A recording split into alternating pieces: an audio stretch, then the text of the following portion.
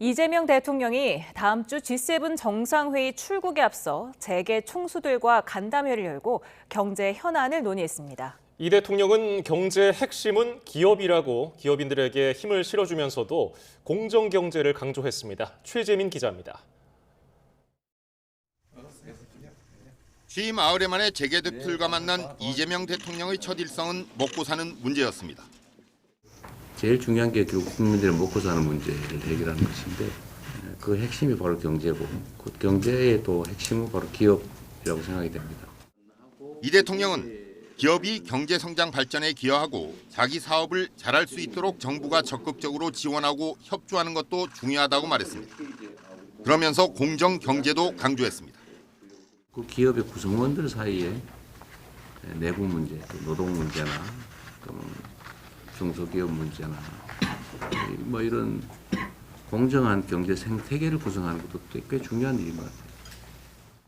기업이 발전하도록 적극적으로 돕겠지만 야당 시절 추진했던 이른바 노랑봉투법 같은 쟁점 법안을 추진하겠다는 뜻을 에둘러 표현한 게 아니냐는 해석입니다.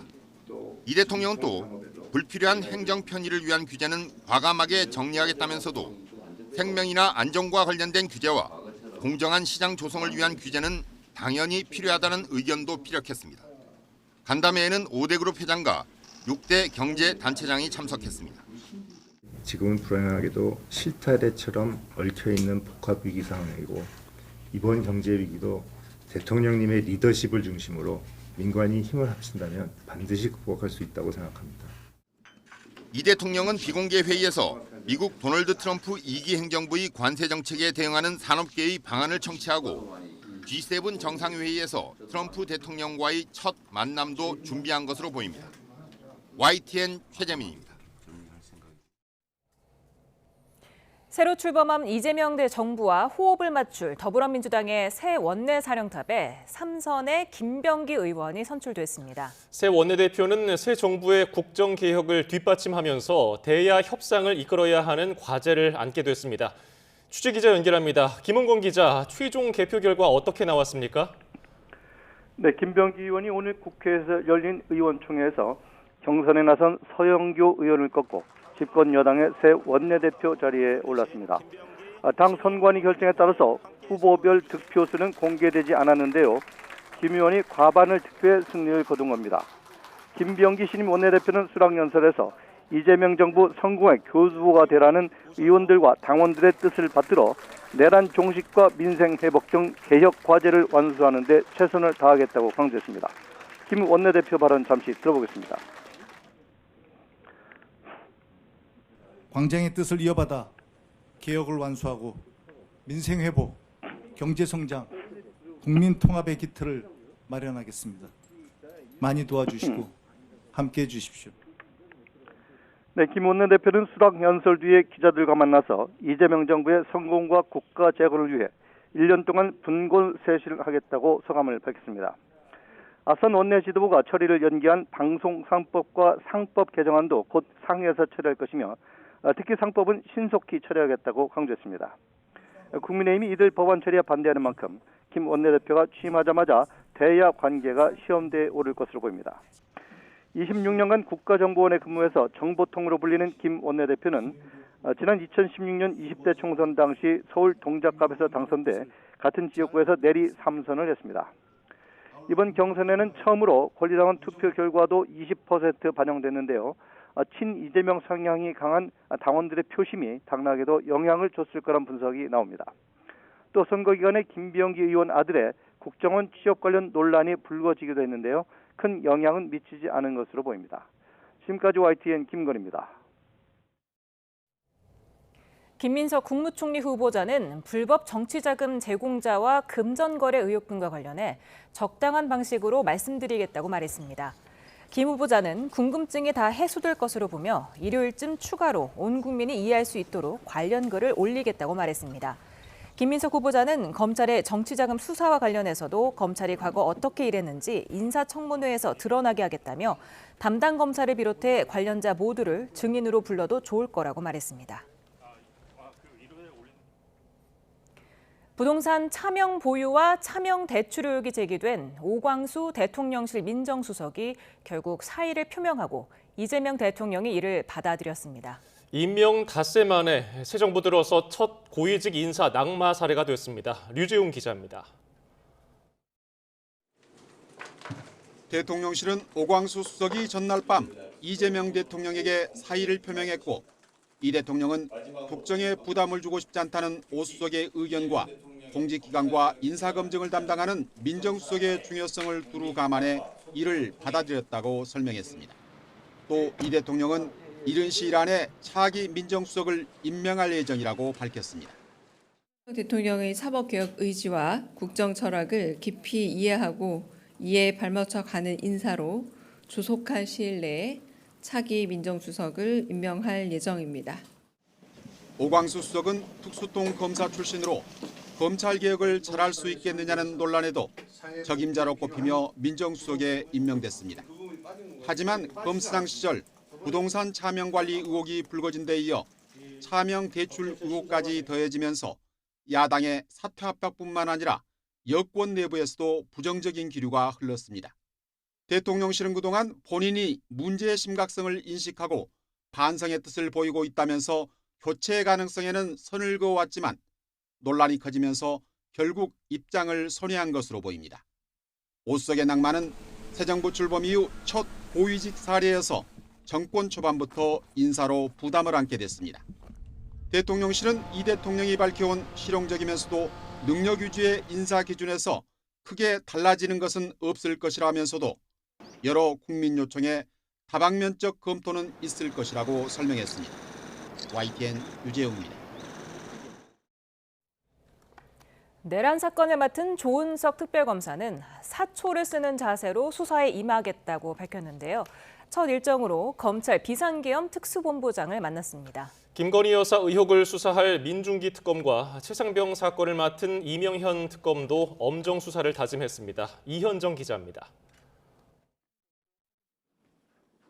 내란 수사를 지휘하게 된 조은석 특검은 경찰 국수본과 공수처, 검찰 수사가 헛되지 않도록 최선을 다하겠다고 말했습니다.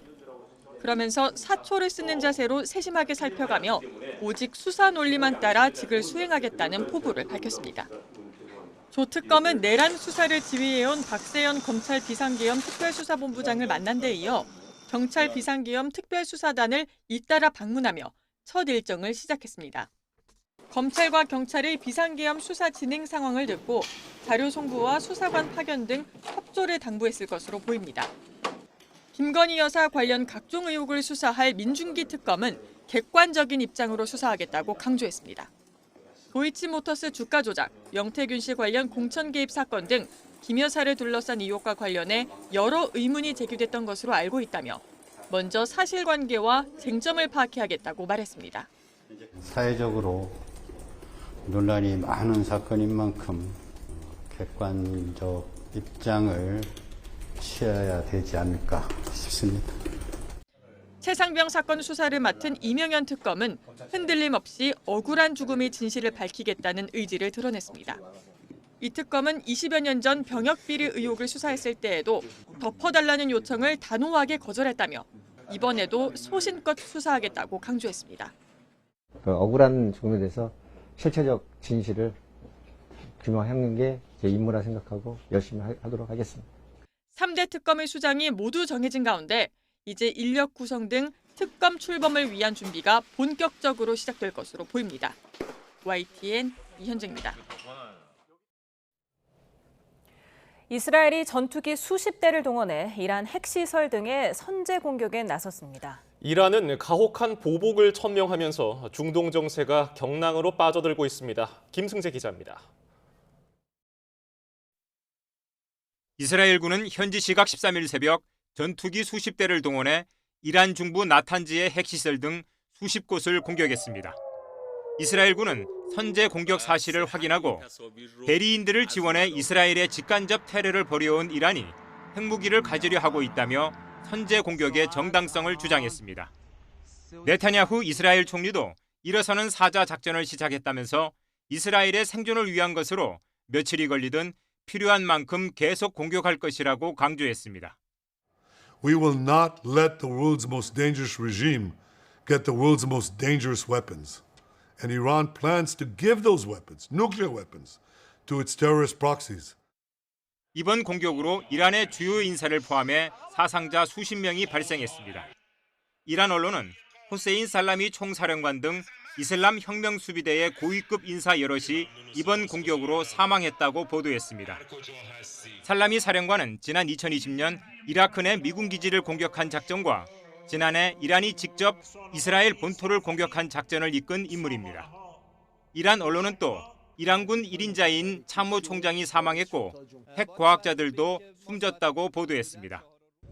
이란 하메네이는 이스라엘이 어느 때보다 악랄한 본성을 드러냈다, 가혹하게 응징하겠다라며 보복을 천명했습니다. 이스라엘의 이란 폭격으로 중동은 새로운 전쟁 위험에 빠져들고 있습니다. YTN 김승재입니다. 이스라엘의 전격적인 기습 공격을 받은 이란이 대규모 드론 공격으로 대응에 나섰습니다. 이스라엘은 요격 태세에 나섰는데 양국 간 전면전 우려가 고조되고 있습니다. 국제부 연결해서 자세한 내용 알아봅니다. 김희준 기자, 이란의 보복 대응이 시작됐다고요? 네, 이스라엘의 기습 공습을 받은 이란이 대규모 드론을 동원해 반격에 나섰습니다. 이스라엘군은 이란이 이스라엘 영토를 향해 100대가 넘는 전투용 무인 항공기를 출격시켰다고 밝혔습니다. 이스라엘에 대한 혹독한 반격을 예고한 이란이 1차 행동에 나선 겁니다. 이스라엘군은 이란의 이 같은 드론 공격에 대한 요격 작전에 들어갔습니다. 앞서 이스라엘군은 현지 시각 13일 새벽 전투기 수십 대를 동원해 이란 중부 나란지의 핵시설과 군사시설 등에 대한 공습을 감행했습니다. 미국과 이란의 6차 핵협상을 이틀 앞둔 시점입니다. 이번 공격으로 이란군 수뇌부인 이슬람 혁명수비대 총사령관과 참모총장 등 수톱이 숨지고 핵과학자 6명도 사망했습니다. 여성과 어린이 등 민간인 부상자는 현재까지 50여 명에 이르는 것으로 전해졌습니다. 이스라엘은 이란의 반격에 대비해 특별 비상사태를 선포한 상태인데 양측이 추가 대응에 나설 가능성이 있어 긴장은 고조되고 있습니다. 네, 말씀하신 대로 이란과의 핵 협상을 앞두고 이루어진 전격적인 공습이었는데요. 미국은 어떤 입장입니까? 네, 미국은 이스라엘의 단독 군사 행동이라는 점을 강조하며 선을 긋는 모습입니다. 마코 루비오 국무장관은 성명에서 이스라엘이 이란에 대한 단독 행동을 했으며 미국은 대이란 공격에 관여하지 않았다고 강조했습니다. 다만 미국은 이번 공격을 사전에 알았던 것으로 확인됐습니다. 도널드 트럼프 대통령은 폭스뉴스 인터뷰에서 이스라엘의 공습 계획을 미리 인지했다고 밝혔습니다. 이스라엘 측도 사전에 미국의 공격 계획을 통보했다며 양국 간 공조를 부각했습니다. 트럼프 대통령은 이란은 핵폭탄을 가질 수 없다며 추가 협상에 대한 의지도 나타냈습니다. 하지만 외교적인 방법으로 이란 핵 문제를 해결하려던 트럼프 대통령 구상에 차질이 불가피해 보입니다. 미국은 이란의 대미 보복 가능성을 주시하며 중동 작전을 총괄하는 중부사령부를 통해 경계태세를 유지하고 있습니다. 예, 국제사회도 잇따라서 우려와 비판적인 입장을 내놓고 있는데요. 관련 내용도 전해주시죠. 네, 유엔은 이스라엘의 선제 공격 직후 양국의 자제를 촉구하는 성명을 냈습니다. 구테우스 유엔 사무총장은 확전 자제를 요청하며 중동 지역이 감당하기 힘든 갈등에 빠지는 것을 피해야 한다고 강조했습니다. 호주와 뉴질랜드 등 각국의 서방 정상들도 상황의 심각성을 지적하면서 신속히 대화에 나설 것을 촉구했습니다. 중동 국가들은 이스라엘의 군사 행동을 일제히 비판했습니다. 사우디아라비아는 형제국인 이란을 침략한 것을 규탄하면서 국제법과 규범에 대한 명백한 위반이라고 주장했습니다. 미국과 이란 사이 핵협상을 중재해온 오만은 이스라엘의 행동은 위험한 긴장고조 행위라며 평화와 안보를 해친다고 지적했습니다. 지금까지 국제부에서 YTN 김희준입니다. 이스라엘이 이란 핵시설 등을 타격하고 이란도 보복 공격에 나서면서 현지에 체류 중인 한국인들이 크게 불안해하고 있습니다. 네, 현지 상황을 이스라엘 명형주 리포터 연결해서 알아봅니다. 명형주 리포터님 나와 계십니까? 네, 안녕하세요. 예, 현지 시간으로 새벽 3시 때부터 이스라엘 전역에 비상사태가 선포됐는데 지금 안전하게 계십니까? 네, 지금 오늘 새벽부터 3시부터 이 사이렌이 울려서 방공호에 있었지만 지금 오늘 오전 11시부로 방공호에서 나와도 된다는 경보가 있었습니다. 네. 지금 이란이 가혹한 응징을 하겠다면서 보복을 천명한 상태이기 때문에 현지에 계신 한국인들, 한인들도 많이 불안해할 것 같습니다. 지금 한인들 숫자가 어느 정도 됩니까? 지금 한인들 숫자는 좀 약간 높을 때와 적을 때가 있는데 보통 400에서 500명 정도 가량 되고 있는데요. 그동안 여기 이스라엘이 그 코로나 이후 계속 전쟁 때문에 여기서 현재 거주하시는 한국 사람들이 굉장히 많지 않은 것으로 알고 있습니다. 예, 이스라엘이 이란에 대해서 핵시설 등 기습 공습을 했고 이란은 또 보복 공격으로 이스라엘을 향해서 드론 100여 대를 날렸다는 보도가 나왔거든요. 지금 상황은 어떻습니까? 지금 상황은 오전 11시부로 이스라엘 군과 민방위 사령관에서 발표하기를 모든 드론들이 다 요격이 됐기 때문에 현재 비상사태, 아직 위험은 아직 도사리고 있지만 지금 현재는 안전하다고 방공호에서 나올 수 있다는 보도를 했습니다. 예. 네. 현지에서 휴교령도 내려졌다고 하던데 지금도 유효한 겁니까? 네, 맞습니다. 오늘 금요일이기 때문에 어차피 대부분의 학교나 직장들은 많이 운영을 하지 않는 날이기도 하고요. 지금 현재는 이스라엘 전역에 적색 경보로 경계태세가 제일 최고조로 발령돼 있는 상태입니다. 그렇기 때문에 민방위 사령부의 어떤 지시사항이 바로 있을 때에는 방공호로 들어가야 하고요. 지금 적색 경보일 때는 가능한 한 많은 외출을 삼가고 필요한 것들만 이 일상 활동을 하도록 권고하고 있습니다. 예, 이스라엘의 공격으로 이란 군부 투톱 그리고 핵 과학자들도 숨진 것으로 보도가 되고 있는데 이들이 모두 이스라엘의 공격 목표인 것으로 지금 알려지고 있습니까? 네, 그렇습니다. 현재 보도되고 있는 상황으로는 이스라엘이 1단계, 2단계, 3단계에 나눠서 이란을 공격했는데 그 첫 번째 단계는 이란 혁명수비대와 이란군 사령관들 그리고 핵 프로그램에 참여했던 중요 과학자들을 암살하는 것이었다고 얘기를 하고 있고요. 두 번째 단계는 이 나탄즈, 이스파한 등 이 핵시설을 집중적으로 공격을 한 것으로 전해지고 있습니다. 그리고 세 번째 단계로는 이 핵시설 근처에 있는 미사일 기지와 방어망들을 완전히 타격한 것으로 보여지고 있는데요. 이 이유는 앞으로도 지금 이스라엘이 이란에 있는 모든 핵시설들을 다 제거하기 위해서는 오늘 하루뿐만 아니라 여러 날 지금 네타냐후 총리는 2주 정도를 얘기하고 있습니다. 그래서 2주 정도까지 이란에 있는 핵시설들을 모두 공격할 것으로 지금 이스라엘 사회에 보도를 하고 네. 이번 공습에 대해서 이스라엘 국민들은 어떤 반응입니까? 찬성을 하는 분위기입니까? 이스라엘의 입장에서는 그동안 이란의 핵 무기 개발은 항상 이스라엘의 생존적 위기와 연관이 돼 있었기 때문에 항상 이스라엘 국민과 이 안보 관련한 사람들은 이게 시간의 문제이지 언젠가는 이란의 핵 우라늄 농축을 제거해야 된다라는 의견이 굉장히 많이 있었습니다. 게다가 이 5월 달에 이미 지금 이 미국과의 이란 핵 협상이 6차 일요일 날 예정되어 있었지만 지금 일어난 이 공격이 너무 섣부른 것이 아니냐라는 그런 의견들이 좀 있었는데요. 지금 이스라엘의 입장에서는 이미 5월 초에서부터 이란의 핵시설 타격에 대해서 미국에게 요청을 했었지만 미국과 이란의 핵 협상이 계속 진전되기를 원하는 트럼프 대통령의 입장 때문에 여러 번 이렇게 저지를 당했었습니다. 그렇기 때문에 이번에 핵시설 타격은 이스라엘 입장에서는 가장 마지막 이제 더 이상 기회를 놓치면 되돌릴 수 없는 상황이라는 판단하에서 이란의 공격이 이루어졌다라고 보도되고 있습니다. 예. 이스라엘이 이란 중부에 있는 나탄즈 핵시설을 타격했는데 이 핵시설을 타격했기 때문에 방사능 유출이라든지 어떤 핵 관련해서 피해는 아직 보고된 게 있습니까?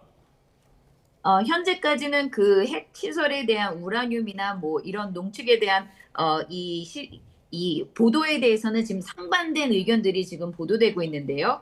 이스라엘의 미디어에서는 이 나탄즈 핵시설이 굉장히 큰 타격을 입었다라는 얘기가 있지만 이란의 보도에서는 나탄즈가 크게 피해가 없다라는 보도가 함께 나오고 있습니다. 그래서 지금 아직까지는 이 핵에 관련된 어떠한 오염이나 그런 문제들은 아직까지는 지금 집계가 되고 있지 않은 상황입니다. 네, 지금 이스라엘 영공이 폐쇄됐다고 들었는데 그렇다면은 당분간 출입국이 불가능한 겁니까?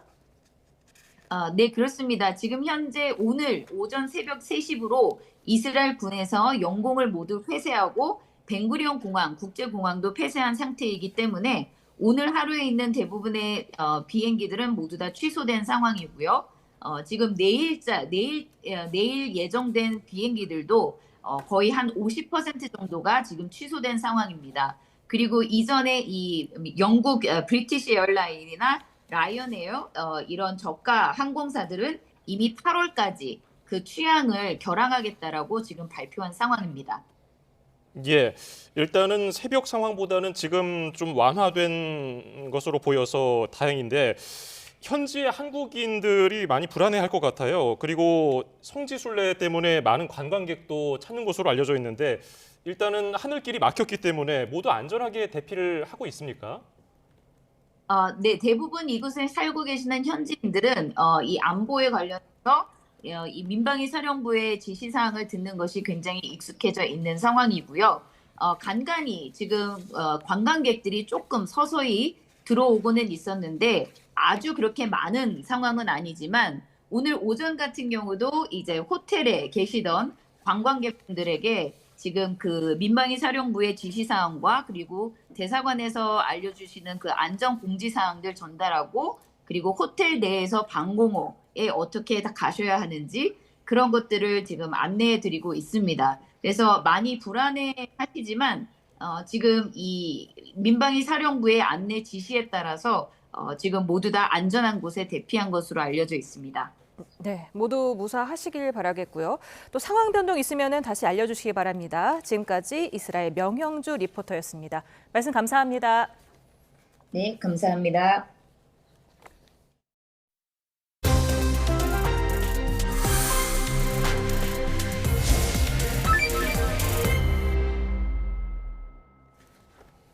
네, 이슈플러스 오늘의 전국 상황 이승훈 더불어민주당 전략기획위 부위원장, 이준우 국민의힘 대변인, 이고은 변호사와 짚어보겠습니다. 어서 오세요. 안녕하세요. 네, 드디어 그 3대 특검을 이끌 특별검사가 임명이 됐습니다. 어떻게 보셨습니까? 저는 이재명 대통령이 정무적으로 잘 선택한 것 같아요. 아무래도 내란 특검 같은 경우는 수사 능력이 좀 있어야 되고 리더십까지도 좀 갖추어져야 되는데 조은석 특검 같은 경우는 좀 수사 잘하는 것으로도 정평이 나 있고 또 최근에 뭐 어떤 직을 유지하지 않았거든요. 변호사라든가 이런 직을 유지하지 않았기 때문에 공소 제기 유지에 있어서 오랜 시간 특검으로서 좀 봉사할 수 있는 적절한 분을 선택했다라고 생각되고요. 민중기 변호사 같은 경우는 또 서울중앙지검 또 이런 판사 출신이에요. 그렇기 때문에 판사 출신으로서 아무래도 법리에 밝기 때문에 김건희 여사 특검과 관련해서 어떤 공천권과 관련한 인사와 관련해서 뇌물수수라든가 또 양평고속도로 많은 법리적 문제가 논의될 수 있는데 법리적으로 객관적으로 좀 논리적으로 판단할 수 있는 분인 것 같고 마지막으로 이명현 특별검사 같은 경우는 이제 국방부 고등검찰부장을 했더라고요. 그만큼 군대를 잘 알고 또 군 수사를 좀 해봤기 때문에 전반적으로 전문성과 객관성, 합리성을 갖춘 분들 위주로 선정이 돼서 저는 특검 수사가 잘 진행될 것으로 예상됩니다. 예, 뭐 임명을 주말까지 또 바라보는 전망도 많았었는데 상당히 빠르게 진행됐거든요. 국민의힘에서는 어떻게 보고 있습니까? 굉장히 이재명 대통령 입장에서는 마음에 드는 추천이 들어왔다라고 생각하신 것 같아요. 그래서 별 고민 없이 바로 낙점을 하신 것 같고 지금 이 세 분 중에서 이 두 분에 대해서 제가 조금 말씀을 드려야겠는데 조은석 이제 특검 같은 경우는 서울 고등검찰청장 그리고 법무연수원장을 경험하셨는데 이분이 좋게 말하면은 굉장히 수사할 때 아주 집요하게 아주 날카롭게 파고든다라고 얘기는 하지만 또 한편으로 얘기하면은 너무 지나치게 수사를 할 때도 있다라는 좀 양쪽의 평가가 있습니다. 어쨌든 간에 수사를 하게 되면 어쨌든 실력이 있는 분이다 이런 평가를 받고 있는 분인 것 같습니다. 다만 하나 좀 저희가 짚고 넘어가고 싶은 것은 이분이 감사원에서 감사위원을 했었는데 그때 윤석열 전 대통령의 대통령실 이전 이거에 관련해서 재감사를 하자라고 이제 얘기를 하셨었고 그다음에 전현희 국민권익위원장 관련된 감사 결과가 나왔을 때 거기에 대한 반박하는 보고서를 만들어서 또 공개하기도 했었습니다. 한마디로 얘기해서 실력이 좋은 민주당 성향 검사가 아니겠느냐라는 점에서 좀 답을 정해놓고 하는 그런 특검이 될 수 있는 우려가 있다 말씀을 좀 드리고요. 또 하나 이제 민중기 특검에 대해서는요. 이분이 우리법 연구회 출신이더라고요. 지난번 윤석열 전 대통령 탄핵 내내 우리법 연구회 출신들에 대한 편향성 문제가 계속 제기돼 왔었는데 더군다나 이분이 이광범 변호사랑 또 친하다고 합니다. 이광범 변호사가 국회 탄핵 소추인단의 변호인 측으로 활동했었던 분이거든요. 그래서 민주당 인사 가깝고 더구나 우리법 연구회 출신이다. 그러니까 진보 성향의 판사 모임 출신인 거죠. 이렇기 때문에 민주당 성향의 어떤 수사, 특검 방향 이런 것들이 좀 정해져 있지 않을까 저는 우려스러운 그런 결과 좀 우려스러운 부분을 좀 말씀드립니다. 네, 양당에 속해 있지 않지만 또 검사 출신인 이고은 변호사께서는 어떻게 보셨습니까? 네, 아무래도 특히 이 최상병 의혹 관련해서는요. 아무래도 군 전문가이고 군 법무관으로서 20년 이상 재직한 인물을 발탁함으로써 물론 이제 윤석열 정권과의 대립각을 세웠다라는 점에서 공통점이 있을 수 있지만 또 각 분야별로 수사의 특수성을 고려해서 전문성 또한 고려한 발탁이지 않을까라고 개인적으로 생각하고 있습니다. 예. 일단 이준호 대변인께서 뭐 정치적인 부분, 뭐 공정성 이 점에 대해서 비판해 주셨는데 이 점 어떻게 들으셨어요? 저는 굉장히 공정하게 보여요. 조국혁신당에서 추천한 분들 보면 실제 윤석열 전 대통령과 개인적으로 대립각을 세운 분들이 있었어요. 그런데 지금 민주당에서 추천한 분들을 보면 어떤 정책 문제에 있어서 또는 대통령 관저비리 의혹과 관련한 문제 제기를 한다던가 객관적이고 공정성 있는 부분에 대해서 문제 제기를 한 분들이거든요. 그래서 저는 잘 임명했다라고 말씀드리고 이번에 뭐 관저비리 의혹과 관련해서 뭐 개수영장 또 물을 수십 톤, 수백 톤을 썼다 뭐 이런 얘기들이 굉장히 많았잖아요. 그건 결국 정권이 방만하게 운영되고 부실하고 운영됐다라고 하는 것이니까 조은석 내란 특검이 사초 쓰는 자세로 한다는 거잖아요. 이 내란이라고 하는 것은 대한민국의 국헌을 문란하게 할 정도로 굉장히 흔들어 놓은 사건이었기 때문에 전문성이 굉장히 중요하고 그리고 객관성과 공정성을 유지해야 되는 것입니다. 뭐 객관성과 공정성을 유지하지 못한다라고 한다면 억지로 수사를 꿰맞추는 수사인 것인데 조은석 특검이 굳이 그런 걸 할 이유가 없거든요. 그래서 냉정하고 공정하게 그리고 신속해야 됩니다. 윤석열 정부가 가장 못한 건 2년 6개월 내내 수사만 했다는 거예요. 그래서 검찰을 너무 소모적으로 사병같이 운영했기 때문에 그 피해를 결국 검찰이 보고 있거든요. 그래서 저는 전 정부 인사와 달리 냉정하고 신속하게 빨리 이 사건을 마무리 짓는 것이 또 다른 국민 통합, 내란 극복의 과정으로 갈 수 있다라고 생각하고 있습니다. 네. 윤석열 정부 때 관련된 뭐 아까 2년 몇 개월 동안 수사를 제대로 안 했다라고 말씀하셨는데 그 윤석열 정부 때 이재명 대통령 관련된 수사도 제대로 진행이 안 됐죠.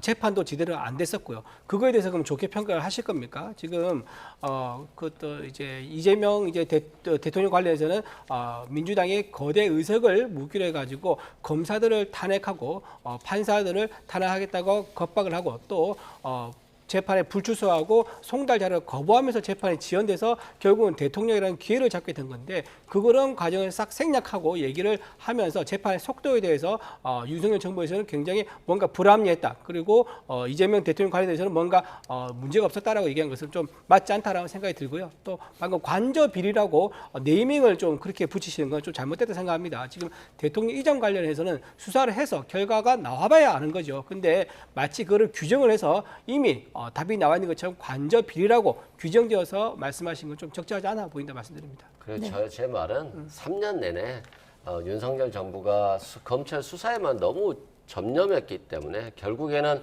경제라든가 민생 이런 것이 너무 외면됐다. 그리고 국민 통합보다는 분열에 집중됐다라고 말씀드리는 거고요. 이재명 정부가 그런 실수를 다시 범해서는 안 된다. 이런 말씀드립니다. 네. 지금 내란 특검을 맡은 조은석 특검이 사초를 쓰는 자세로 임하겠다고 하면서 첫 일정으로 검찰 비상기업 특수본부장을 만났는데 이건 어떤 의미가 있다고 보십니까? 아무래도 내란 혐의 관련해서는요, 이미 윤 전 대통령이 재판을 진행하고 있습니다. 그 해당 기록만 해도 상당한 분량이다라는 보도가 나오고 있는데, 그렇다라고 한다면 현재 공소를 유지하고 실제 내란 혐의를 수사했던 검사들을 파견해서 받는 것이 이 내란 특검팀에서는 수사에 속도를 낼 수 있는 중요한 부분일 것입니다. 따라서 아마 박세현 서울고검장을 만나서 현재까지 내란 혐의가 수사가 어떻게 진행됐는지, 증거 기록의 구성은 어떻게 됐는지, 공판의 진척도는 어떠한지 이런 부분들에 대해서 세밀하게 이야기했을 것으로 보여지고요. 또 현재 공소유지를 담당하고 있는 공판 검사가 그 규모나 수가 어떻게 되는지를 확인했을 것 같습니다. 왜냐하면 20일의 시간 동안 수사팀을 꾸려야 되는데 사실은 사무실도 확보해야 되고 파견 검사뿐만 아니라 지금 특검보까지도 임명해야 되는 굉장히 1분 1초가 아까운 상황이기 때문에 파견 검사를 최대한 이 박세현 서울고검장이 이끌고 있는 내란 수사팀의 검사들을 확보하기 위해서 선제적으로 먼저 면담을 진행한 것이 아닐까 조심스럽게 추측해 봅니다. 예, 조은석 특검. 오전에는 검찰을 갔고 오후에는 경찰 비상기업 특별수사단을 방문했습니다. 상당히 빠르게 진행되고 있는 모습인데요. 어떻게 바라보고 계세요? 지금 이제 이재명 대통령 입장에서는 지금 곧 열릴 인사청문회 전국을 좀 걱정하고 있을 겁니다. 벌써 지금 인사청문회 대상이 될 사람에 관련된 의혹도 여러 개 나오고 있지 않습니까? 민정수석, 인사청문회 대상은 아니지만 민정수석 같은 경우는 벌써 사의를 표명했었고, 김민석 국무총리 후보자 같은 경우는 벌써 상당한 제2의 조국이 아니냐, 제2의 조국 사태가 터지는 게 아니냐 우려스러울 정도로 자녀 관련된 부분, 돈 관련된 부분에 대한 의혹이 연이어 터지고 있습니다. 따라서 이런 특검을 빨리 가동을 해서 시선을 다른 곳으로 옮기기 위한 그런 포석으로 특검을 빨리 시작한 면도 없지 않아 있어 보인다. 그리고 또 하나 곧 있으면 9월부터는요 정기국회가 열립니다. 국정감사 시작되죠. 우리 국민의힘은 선명한 야당으로서 지금 민주당이 추진하는 각종 정책이나 어떤 정책에 대해서 우리가 날카로운 이제 감사를 하게 되는데, 그런 것들에 대비해서라도 특검을 빨리 시작해서, 특검이 지금 3개 특검 다 특징이 뭐냐면은 매일 아침마다 그걸 경주마 보도하는 식으로 브리핑을 할 수 있게 되어 있습니다. 따라서 국민들에게 특검 관련된 소식을 매일 어떻게 보면 알리는 거지만 어떻게 보면 또 다르게 얘기하면 주입시키는 이런 효과도 노릴 수 있는 거거든요. 그래서 특검을 좀 속도를 빨리 내서 이 전국의 이슈를 특검으로 지금 다 덮으려고 하는 그런 의도가 있는 게 아니겠는가, 저희는 좀 의심을 합니다. 네. 지금 최대 수사 인력의 파견 검사만 지금 120명이잖아요. 특검을 이렇게 회피하고 싶어 한다는 그런 보도도 있던데 왜 그런 건지, 그리고 만약에 특검이 120명이 빠지면 남아있는 사람들은 어떻게 되는 건지 좀 궁금합니다. 네, 그렇습니다. 아마 특검의 지휘를 받아 수사해야 되기 때문에 특검 수사, 특히 이 민감한 사안에 대한 특검 수사를 자진해서 맡고 싶어하는 검사는 없지 않을까라는 생각이 듭니다. 제가 우려하는 바는요, 평검사 120명이 빠진다는 것은 일선 검찰청에는 상당한 형사사건의 부담을 안을 수밖에 없는 것이 현실이거든요. 예를 들어 수원지검이나 인천지검 같은 경우에도 꽤나 규모가 큰 지방검찰청입니다. 근데 거기에 소속된 검사 수가 120명이 안 됩니다. 그런데 결제 라인이라고 볼 수 있는 부장검사 이상급을 제외하고 또 공판을 담당하고 있는 공판검사를 제외하면 실제로 수사 업무를 담당하는 검사의 수는 60명 내외 정도일 거거든요. 그렇다라고 한다면 수사 검사를 120명을 뺀다는 것은 지검 단위 2개 정도의 수사 인력이 빠진다라는 겁니다. 그렇다라고 한다면 현재 저도 현직 형사전문 변호사로서 검경 수사권 조정 이후에 고소장을 제출했을 때 사건 처리가 계속 지연되고 있다는 걸 현실적으로 느끼고 있거든요. 그럼 제가 우려하는 바는 지금 경찰 단계 지연뿐만 아니라 이 특검으로 대규모의 수사 인력이 빠질 경우에 검찰 단계의 계류 중인 민생, 이 사건들의 이 사건 처리가 지연되지 않을까라는 우려가 들고요. 실제 검찰에서도 120명의 수사 인력이 물론 전국적으로 골고루 빠진다라고는 하지만 남은 검사들이 재배당을 받아서 또 그 사건 기록을 파악해야 되는 업무가 굉장히 과중하게 올 것이다라는 우려들도 나오고 있는 것이 현실입니다. 예, 검찰 재직 경력이 있으셨기 때문에 관련된 걸 또 여쭤본 건데 파견 검사는 그러면 지원을 해서 하는 겁니까? 아니면은 지목을 당해서 하는 겁니까? 보통은 이제 지목을 하게 되는 것이고요. 물론 지목을 당할 때 본인의 의사는 묻기는 하지만 공무원들은 또 윗선에서 시키는 업무들은 해야 됩니다. 그래서 아마 위에서 이제 리스트를 작성을 할 것이고 적합한 검사 인력들로 될 것이고요. 아마 지검이나 지청 단위의 특수 수사들을 담당했던, 그러니까 일선 형사부에서 바로 검사를 차출할 경우에는 일반 이 민생 관련한 사건 처리가 굉장히 지연될 수 있기 때문에 특수 부분에 대한 수사를 담당하는 이 수사검사가 대거 차출되지 않을까라는 생각이 듭니다. 네.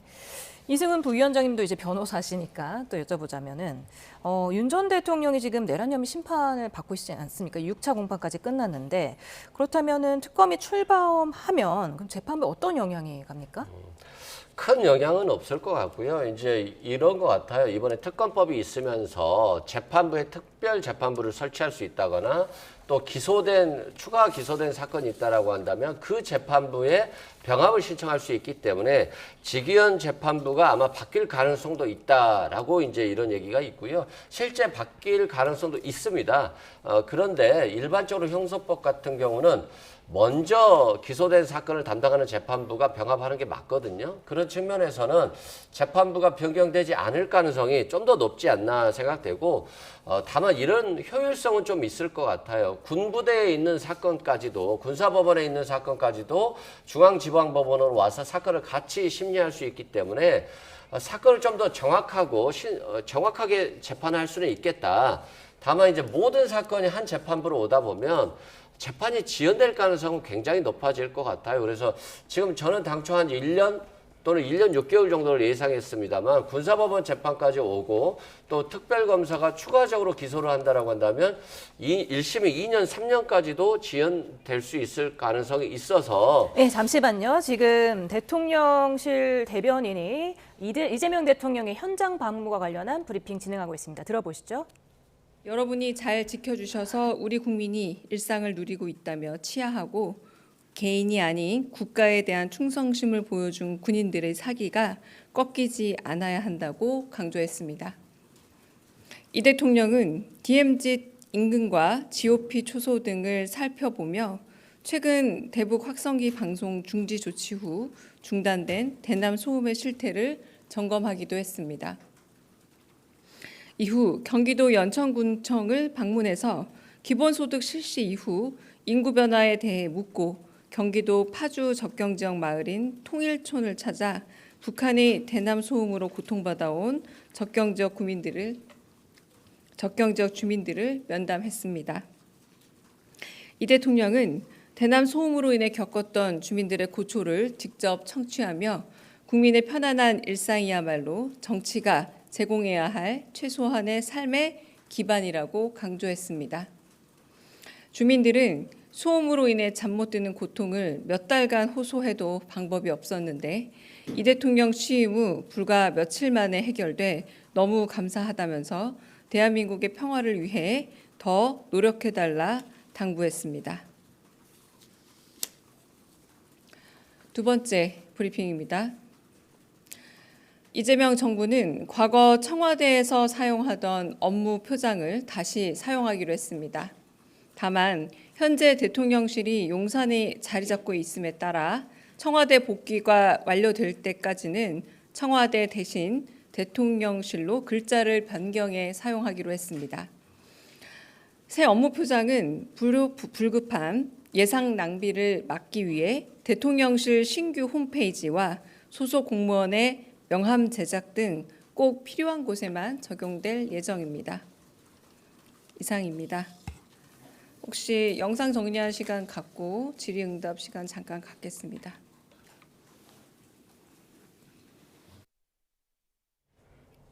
네, 강유정 대통령실 대변인의 브리핑 들어보셨습니다. 이재명 대통령이 DMZ 인근과 GOP 초소를 살펴봤다는 내용이었습니다.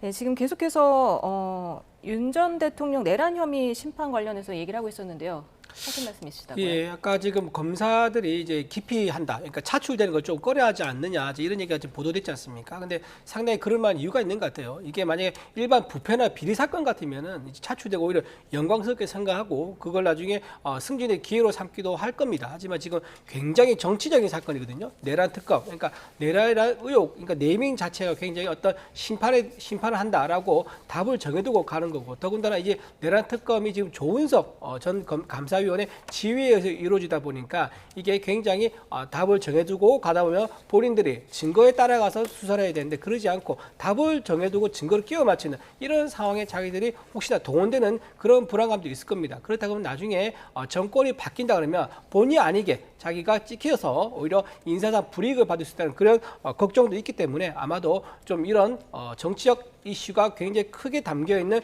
특검에 대해서는 좀 기피하는 게 아니겠느냐라는 생각도 들고요. 또 하나 내란 특검하게 되면 하나 걱정되는 건 뭐냐면 원래 원칙상 공소 제기 후에는요 추가적인 압수수색을 할 수가 없습니다. 강제 수사를 할 수가 없죠. 근데 이제 그렇다면 지금 윤석열 전 대통령이 현재 재판을 받고 있는 상황이라면 윤석열 전 대통령에 대한 추가 압수수색을 못 할 겁니다. 그러면 그 아닌 사람이 해야 되는데 그 결국 누구겠습니까? 당시에 계엄 관련돼 가지고 빨리 국회의장을 들어오지 않아서 계엄 선포가 해제된 것을 좀 지연시켰다고 민주당에서 계속 얘기하고 있는 국민의힘 의원들 대상으로 하는 거 아니겠습니까? 그래서 내란 특검이 국민의힘 의원들 대상으로 만약에 이제 방향이 칼날이 기울어진다 그러면 이거는 이재명 대통령이 그렇게 강조하면서 걱정 마라. 정치보복은 없을 거라고 했던 얘기가 사실상 허위였다, 정치보복이다라고 밖에 볼 수 없는 그런 내란 특검이 예상되기 때문에 저는 이 부분을 좀 우려해서 말씀을 드립니다. 예. 근데 여기 한 말씀만 드리면요, 이준호 대변인님이 윤석열 정부의 검찰을 너무 생각하신 것 같아요. 또 특검이 답을 정해놓고 수사한다, 이건 뭐 사실이라고 저는 전혀 예상하지 않고요. 또 강제 수사 관련해서는 국민의힘 의원들이라든가 또는 내각 강요들이 될 수도 있습니다. 왜 그러냐면 내란에 동조하지 않았다라고 했는데 CCTV 결과 상장에 내란에 동조한 국무위원들이 있었던 것으로 보여져요. 그래서 경찰에서 출국 금지까지 시켰기 때문에 이 부분은 당연히 수사를 해야 되고, 수사를 하지 않으면 이건 직권남용이고 범죄입니다. 그래서 이걸 정치보복으로 생각하는 것들, 이건 잘못됐다라고 말씀드립니다. 하나만 좀 말씀드릴게요. 만약에 내란 동조라고 하면요, 이거는 처음부터 내란에 대해서 모의를 했다거나 또는 사전에 내란을 알면서도 거기에 대해서 아무런 행동을 주체하지 않았던 경우, 이런 거를 동조로 하는데 아예 내란이 아예 계엄 선포라는 것 자체를 몰랐던 상황에 대해서 내란 동조라고 이렇게 네이밍을 붙여가지고 규정하는 것은 굉장히 부적절하다는 말씀드립니다. 예, 일단은 지금 특검 수사가 본격적으로 진행되기 전에 경찰, 검찰에서 각각 수사를 하고 있습니다. 경찰은 윤 전 대통령에 대해서 세 번째 소환 통보했는데, 만약에 세 번째 소환에도 불응한다면은 뭐 체포영장이라든지 신병 확보에 나설 가능성도 있습니까? 가능성은 분명히 있습니다. 사실 필요성도 있고요. 그렇지만 경찰로서는 실익을 좀 따져볼 것 같습니다. 통상 3차 이상 정당한 이유 없이 소환 통보에 불응할 경우에 경찰뿐만 아니라 검찰도 체포영장을 신청 내진 청구할 수 있는 단계로 나아서 가는 것이 맞습니다.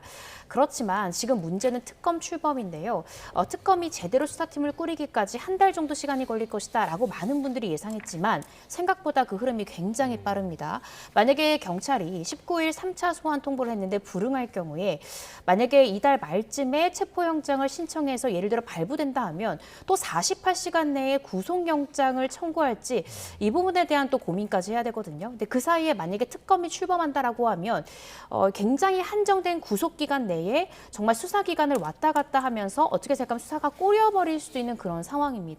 따라서 아마 경찰에서는 일단은 특검의 출범 시기가 어느 정도 속도감을 가지고 출범이 될 것이냐를 지금 보고 속도 조절을 하고 있을 것이라 보여지고요. 만약에 빠르게 이 특검 수사팀이 꾸려진다라고 하면 19일에 윤 전 대통령이 설사 3차 소환 통보에 불응한다 하더라도 강제 구인까지는 나서지 않을 가능성이 높지 않을까라는 생각 조심스럽게 봅니다. 네. 저는 강제 구인 가능성이 높지 않다고 봅니다. 왜냐하면 지난번 문재인 전 대통령과 형평성 때문인데요. 문재인 전 대통령이 이상직 전 의원에게 공공기관장 자리를 임명하면서 그 대가로 사유의 채용, 이 문제 때문에 지금 수사를 받았지 않습니까? 그때 당시에 검찰에서 소환을 요구했을 때 문재인 전 대통령이 여러 차례 소환에 불응을 했었습니다. 그 이후에 서면 조사를 했는데 서면 조사에서도 문재인 전 대통령이 응하지 않았습니다. 그런데 거기서 더 추가로 강제의 구인이나 체포하는 거 없이 바로 그냥 재판을 넘겨버렸거든요. 그러니까 이런 선례가 있기 때문에 형평성 차원에서 윤석열 전 대통령에 대해서도 아마 소환에 불응한다면 서면을 요구하다가 서면에 답이 없다. 근데 지금 이미 윤석열 전 대통령은 서면에 응하겠다고 입장을 밝힌 상태입니다. 그래서 서면을 답변을 받고 아마 사건을 재판을 넘기는 그런 단계로 가지 않을까라고 예측해 봅니다. 네. 그런가 하면 이재명 정부와 호흡을 맞출 집권 여당 첫 원내대표로 김병기 의원이 선출이 됐습니다. 예상하셨던 결과였나요? 뭐 막상 막하였겠죠. 다만 아무래도 그 마지막에 터졌던 김병기 의원에 대한 뭐 채용 문제 있었잖아요. 아들 채용 문제. 예. 거기에 이제 김병기 의원이 과거 국정원에 있을 때 부당하게 해고를 당했고 MB 정부에 대해서 이 행정소송을 제기했더니 자신의 아들이 국정원에 취직을 하려고 면접시험, 필기시험, 뭐 신원조회까지 다 통과했는데 갑자기 불합격 통보를 받아서 여기에 대해서 이제 항의를 했고 이 김병기 의원의 부인이 전화를 한 것이 아니라 오히려 기조실장이 먼저 전화를 해서 이런 부분에 대해서는 뭐 죄송하다 뭐 이런 얘기를 했던 것 같아요. 그래서 그 이후에 경력직 채용에 정상적으로 채용에 응했고 여기에 대해서 합격이 됐습니다만 전혀 문제가 없었고 감사원이라든가 국정원 내부에 있어서도 이런 것들이 전혀 문제가 없었다라고 했기 때문에 오히려 이 이슈가 김병기 의원에게는 또 더 도움이 됐다라고 하는 얘기들이 많이 있더라고요. 결국에는 김병기 의원이 원내대표가 됐기 때문에 이제 뭐 과정이 어땠든 이재명 정부의 성공을 위해서 열심히 지원하고 또 이재명 정부의 또 민심을 또 전달해 줘야 될 거 아니겠습니까? 잘한다만 하면 안 되니까 민심을 소통하는 창구로서의 그 역할, 그리고 민주당을 잘 이끌고 국회의원들과 또 소통하는 역할, 그 역할까지 잘해서 성공한 정부의 밑거름이 되어주셨으면 하는 바람입니다. 예, 국민의힘에서는 새로운 여당 원내대표 어떻게 보셨습니까?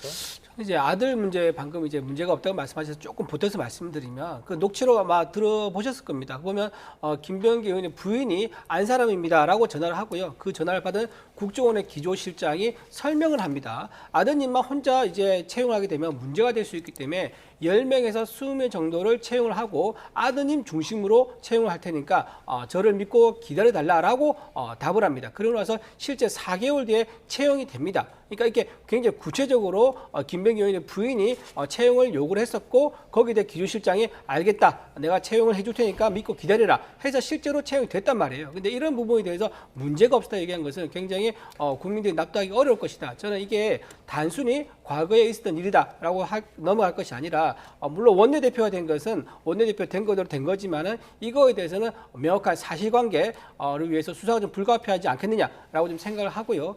다만 이제 김병기 의원이 이제 원내대표로 저렇게 무난하게 예측한 대로 이제 당선될 수 있었던 것은 지난번 총선 때 공천관리위원회 있지 않습니까? 거기서 간사 역할을 하면서 많은 민주당 의원들한테 아마 좀 신세를 주고 또 그 의원들은 또 빚을 진 마음이 있었을 겁니다. 본인에게 공천을 줬던 실무 책임자 간사였었으니까요. 그래서 상당히 처음부터 예측됐던 원내대표 결과가 아니었겠느냐. 왜냐하면 그 당시에 야당 대표가 이재명 대표였었는데 이재명 대표의 어떤 복심이나 어떤 민감한 정보를 주고받으면서 자신의 공천을 챙겨준 간사에 대한 어떤 신세, 그런 고마움을 갚는 그런 원내대표 선출 자리가 아니었겠는가라고 생각합니다. 근데 우리 이준호 대변인님 말씀 들어보면 꽃보다 해명이 좋다고 뭐 이게 간사 임명이 뭐 다 대가 관계입니까? 뭐 공천 주니까 대가로 원내대표 선출해줬다라고 하는데 그렇게 오해될 만한 발언은 좀 삼가해 주셨으면 좋을 것 같고요. 만약에 아들의 채용 문제와 관련해서 잘못한 부분이 있다라고 한다면 이게 선결 먼저 과제가 돼야 됩니다. 그게 뭐냐면 이미 김병기 의원의 아들이 필기시험, 면접시험 다 합격을 했고 그럼에도 불구하고 왜 이분이 떨어졌는가? 이건 부당하게 떨어뜨린 것이 아닌가? 그때 당시에 떨어뜨릴 만한 사유가 있었는가? 이것이 먼저 소명이 돼야 되는 것이에요. 그렇지 않다라고 한다면 당연히 합격했어야 될 아들이 불합격이 됐고 이건 부당하게 잘못한 것이기 때문에 이 부분에 있어서는 뭐 굳이 뭐 고소를 했는지는 모르겠습니다만 수사 과정에서도 충분히 밝혀질 것으로 보여집니다. 네, 검사 출신 이고은 변호사님, 관련 녹취 어떻게 들으셨습니까? 그 녹취 내용을 들으면 마치 어떤 부정한 청탁이 있었던 것이 아닌가, 어떤 프로세스만을 형식적으로 가동했던 것은 아닌가라는 의혹을 충분히 가질 수 있는 그런 증거라고 보여지긴 합니다. 그렇지만 중요한 것은 그 녹취록뿐만 아니라 그 녹취록에 나왔던 이 김병기 원내대표의 부인이랄지 당시에 통화 상대방이었던 이 국정원 간부에 대한 조사가 필요할 것 같고요. 이것이 과연 면접이랄지 필기랄지 신원조회까지 모두 통과했는데 우리 아들이 왜 떨어져야 되냐라는 단순한 항의성, 어떤 사실 확인성 통화였는지 아니면 부정한 어떤 이 채용 관련한 어떤 청탁이었는지 그에 대한 어떤 대가 관계는 있었는지 이런 부분은요 조금 더 수사가 필요한 부분이고 현재 이 녹취록만으로 어떤 뭐 뇌물죄 혐의가 있다, 뭐 어떤 부분에 문제가 있다라고까지 이야기하기는 조금 섣부른 것 같습니다. 예, 자. 대통령실 얘기를 하기 전에 조금 전에 강효정 대변인이 발표한 내용 좀 언급을 해드리면은 예전에 많은 분들 기억하실 겁니다. 청와대 형상을 한 푸른색의 업무 표장 그걸 다시 활용할 예정이라고 밝혔고요. 청와대로 복귀하기 전까지는 대한민국 청와대 대신 대한민국 대통령실로 글자를 바꿔서 변경해서 사용한다고 밝혔습니다. 이 점을 전해드리고요. 오광수 민정수석이 낙마를 했거든요. 이제 첫 사례인데 이 점은 어떻게 보셨습니까? 저는 뭐 잘 선택하셨다라고 생각을 해요. 실은 오광수 민정수석이 장관은 아니잖아요. 인사청문회가 있는 게 아니고 대통령의 비서관이기 때문에 사실상 넘어가지 않을까 이런 생각을 했어요. 그런데 차명 부동산을 차명으로 했다. 이게 솔직히 안 좋은 거잖아요. 그리고 또 차명 대출 얘기까지 나오고 있기 때문에 처음부터 이재명 정부에 굉장히 부담을 줄 수 있을 것 같고 또 윤석열 정부에서도 야당이 반대했습니다만 거의 다 임명을 했거든요. 그런 측면에서 많이 민주당이 비판을 해왔던 터이기 때문에 민정수석 문제에 대해서는 민정수석도 사표를 냈고 또 대통령실에서도 그 사의를 받아들였기 때문에 저는 잘한 결정이고 국민들의 눈높이에 맞지 않는다라고 하면 비록 그분이 유능하고 실력이 있다 할지라도 조금 더 생각하고 국민 눈높이에 맞추려고 하는 노력이 중요하고 그 첫 걸음으로 이재명 대통령이 결단을 했다라고 봅니다. 네. 지금 그 민정수석에게 불거졌던 차명 부동산, 차명 대출 의혹 좀 짚어주시겠습니까? 네, 다름 아닌 이 오광수 후보자가요, 검사장으로 재직할 당시에 있었던 일입니다. 그때 당시에 이 오광수 후보자의 아내의 부동산을 자신의 지인 명의로 차명으로 이제 등기를 한 거죠. 그리고 차명으로 관리했고, 뿐만 아니라 당시에 검사장 신분이었기 때문에 공직자들 같은 경우에는 이 재산을 모두 다 공개 등록을 해야 됩니다. 근데 당시에 차명으로 관리했던 만큼 자신의 아내 명의의, 그러니까 실질적으로는 아내의 부동산이면서 이 부분에 대한 이 재산 등록도 누락했다라는 혐의를 받고 있는 것이고요. 뿐만 아니라 2007년에는 또 지인 명의로 한 저축은행에서 15억 원대가량 이 차명 대출을 받은 의혹도 제기된 상황입니다. 그런데 지금 이제 변호사님께서 말씀해 주신 차명으로 이 부동산을 받은 부분은 단순히 잘못된 행위가 아니라 형법상 처벌이 될 수 있는, 그러니까 형사사건화 될 수 있는 문제입니다. 그래서 만약에 실질적으로 차명으로 부동산을 취득했던 것이 맞고 또 공직자 재산 공개 대상에서 누락된 것이 사실이다라고 한다면 일단은 부동산 실명법 위반 사항의 형사처벌 대상자이고요. 5년 이하의 징역 또는 2억 원 이하의 벌금형에 처해질 수 있습니다. 또 이 재산 부분에 대해서 누락한 부분 또한 이 공직자 윤리법 위반으로서 이 1,000만 원 이하의 과태료 사안에 해당할 수 있어서요. 이 부분에 대해서 수사가 본격화된다라고 하면 이런 부분들에 대해서는 충분히 혐의가 인정될 수도 있다라는 생각이 듭니다. 예, 오광수 전 수석이죠. 어떻게 보고 계십니까? 아마 그 이재명 측근, 이재명의 사람들 할 때 가장 의외였던 게 오광수라는 이름이 그때는 나온 적이 없었던 걸로 알고 있거든요. 갑자기 이렇게 오광수라는 이름이 나왔고 더군다나 민정수석을 간 것을 보면 상당히 오랫동안 오래전부터 이재명 대통령과 함께 민정수석에 대한 어떤 교감이 있었던 거 아니냐. 내가 만약에 대통령이 된다 그러면 민정수석 자리를 너에게 주겠다라고 하면서 상당히 오래전부터 준비된 어떤 인사였던 것 같습니다. 하지만 이렇게 차명, 그러니까 이 오광수 민정수석의 호가 혹시 차명이 아니냐. 차명 오광수 선생, 흑석 김의겸 선생처럼 이제 그렇게 불릴 수가 있는 상황까지 되다 보니까 민정수석실은 어떤 곳입니까? 공직기강을 감찰하고 인사검증을 하는 곳인데 만약에 민정수석실에 있는 행정관들이 공직을 감찰하면 그 밑에 있는 피감찰을 받는 공무원들이 과연 수용이 가능하겠습니까? 행정관에게 왜 나에게 오느냐? 너네 상사 먼저 감찰하고 나에게 와라 라고 하면 할 말이 없지 않습니까? 이제 공직 감찰 업무가 정상적으로 진행되지 않을 가능성이 대단히 높기 때문에 아마도 오광수 민주수석의 인사를 거두었던 게 아니겠는가라고 생각됩니다. 네, 지금 국민의힘은 이재명 대통령이 인사검증 실패 아니란 대응에 대해서 직접 사과하라 이렇게 주장을 하고 있는데요. 지금 대통령실은 조속한 시일 안에 두 번째로 임명을 하겠다고 했는데 어떤 인사가 와야 될 것으로 보십니까? 일단 도덕적인 인물이 와야 되겠죠. 이번에 낙마가 결국 차명 부동산 의혹이기 때문에 도덕성이 있어야 되겠고 또 실력이 있어야 되겠죠. 민정수석이라고 하는 것은 사정기관들을 사실상 관리 감독하는 역할도 있거든요. 그렇기 때문에 또 실력도 있어야 되고 또 검찰 개혁에 대한 소신도 있어야 된다.